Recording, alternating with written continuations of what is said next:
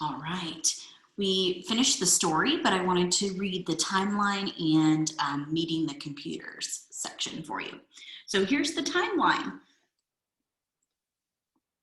So in 1903, the Wright brothers make the first powered flight.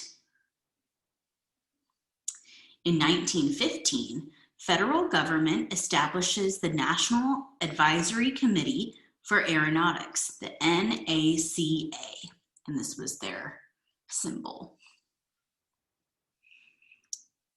In 1935, the first female computers are hired at Langley Memorial Aeronautical Laboratory.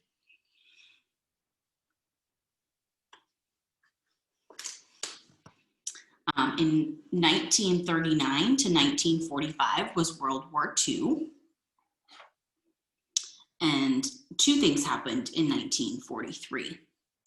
1943, the first African-American female computers are hired at Langley Memorial Aeronautical Laboratory. 1943, Dorothy Vaughan starts working at the NACA, where she stays until 1971.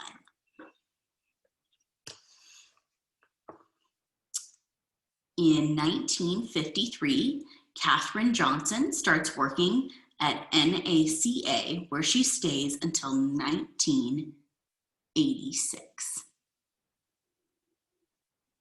In 1954, Supreme Court Brown versus Board of Education decision rules that it is unconstitutional to have separate schools for Black and white students.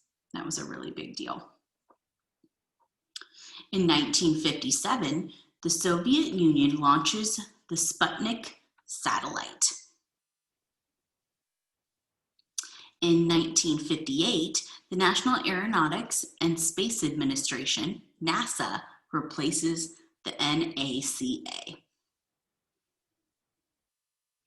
In 1961, Soviet cosmonaut Yuri Gagarin orbits Earth.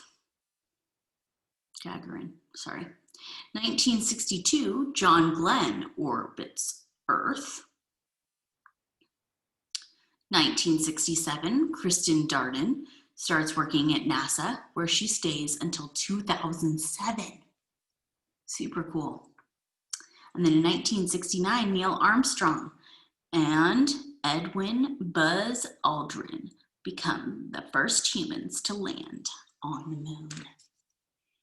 So that's the timeline of aeronautics.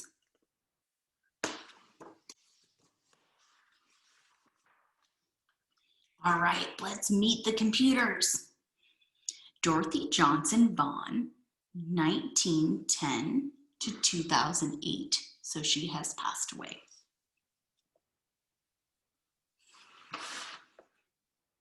Dorothy was born September 20th, 1910 in Kansas City, Missouri. She and her family moved to West Virginia when she was 8. Dorothy received a full scholarship to Wilberforce University, a historically Black college in Ohio, where she graduated at 19 with a degree in mathematics education.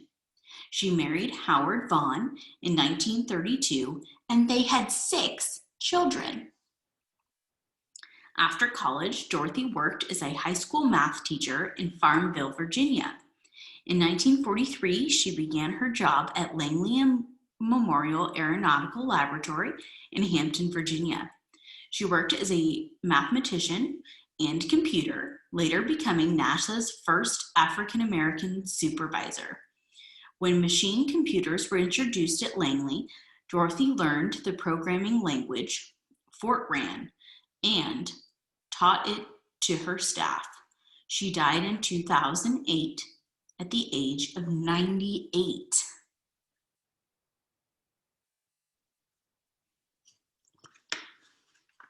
Thank you, Dorothy.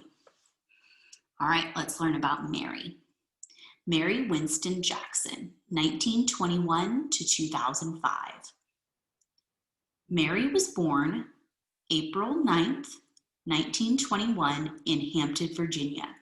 She graduated with highest honors from the all-black Phoenix High School, then graduated from Hampton Institute in 1942 with degrees in mathematics and physical science. She taught math at an all-black high school in Maryland for a year before taking a job as a bookkeeper back in her hometown. She married Levi Jackson Sr., and they had 2 children. Mary began working as a computer at Langley Memorial Aeronautical Laboratory in 1951. She worked in a supersonic wind tunnel, studying the impact of wind forces that were nearly twice the speed of sound. In order to be promoted to engineer, she needed to take graduate-level courses in physics and math. She had to petition the city of Hampton, Virginia, for permission to attend the classes because they were held at a whites-only high school. She completed the classes, and in 1958, she became the first female African-American aeroscience engineer at NASA.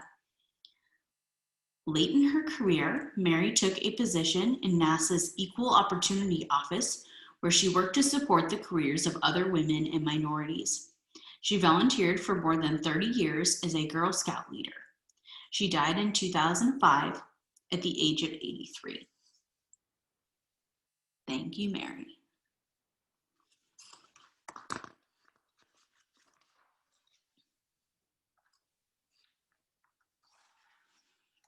All right.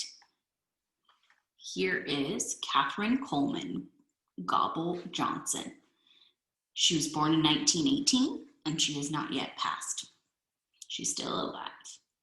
Katherine was born August 26, 1918, in White Sulphur Springs, West Virginia. Her community did not offer public school for African Americans after 8th grade, so her family arranged for her to attend the high school run by West Virginia State Institute, 125 miles away. It's a long way. She completed high school at age 14 and went to West Virginia State College, graduating summa cum laude at age 18 with degrees in mathematics and French. So she finished really early.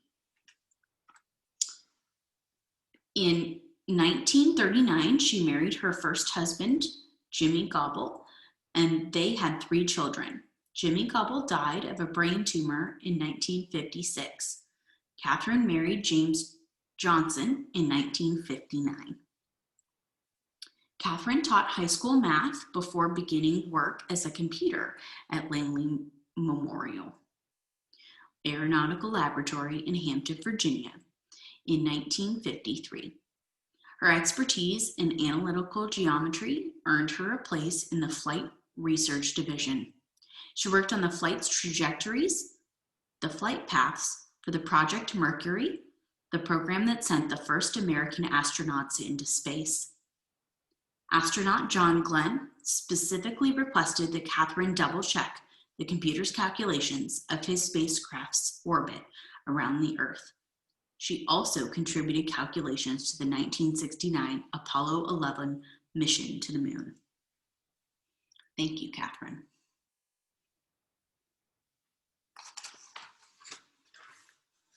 Dr. Kristen Mann Darden. She was born in 1942 and is still alive. Kristen was born September 10th, 1942 in Monroe, North Carolina. She had an early interest in understanding how things worked, and as a child, she repeatedly took apart and rebuilt her bicycle. She graduated as a high school valedictorian in 1958. She went to Hampton Institute on a scholarship and graduated in 1962 with a degree in mathematics education. In 1963, she married Walter Darden Jr. She had 2 children and briefly taught high school math. She earned a master's degree in aerosol physics from Virginia State University. She earned her doctorate in mechanical engineering from George Washington University in 1973. In 1967, Kristen Darden began working at Langley. She became an expert on sonic booms, the sound associated with shock waves created when an object travels through the air faster than the speed of sound. She designed a computer program that could simulate sonic booms and helped improve designs of aircrafts flying at supersonic speeds. Thank you, Christine.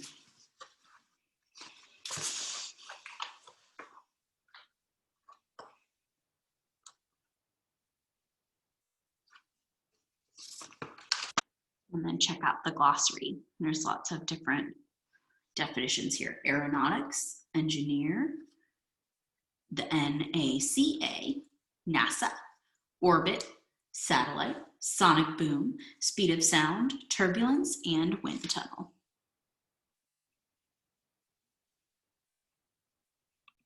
All right, and your assignment for this class is, now that we've finished reading this book, I wanted to have you learn more about the NASA mathematician, Katherine Johnson. So a few of you have already read this, but check it out. Thanks so much.